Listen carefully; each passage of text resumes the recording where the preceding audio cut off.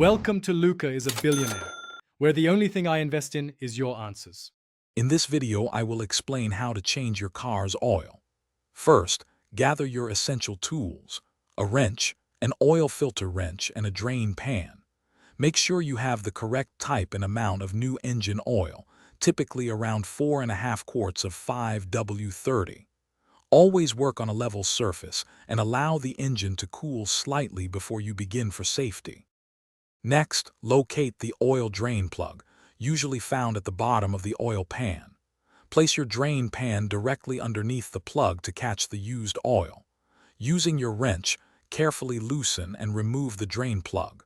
Allow all the old engine oil to drain completely into the pan.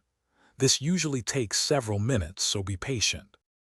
Once the oil has drained, remove the old oil filter using your oil filter wrench. Before installing the new filter, apply a thin layer of fresh oil to its rubber gasket.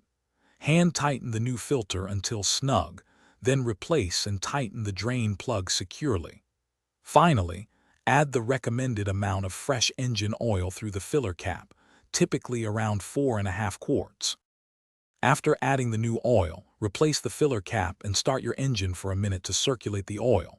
Turn it off, wait a few minutes, then check the oil level with the dipstick, adding more if necessary.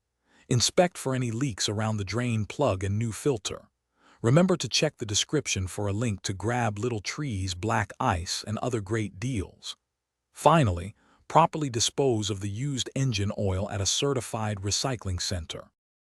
Thanks for watching and please subscribe. It's the best investment you'll ever make.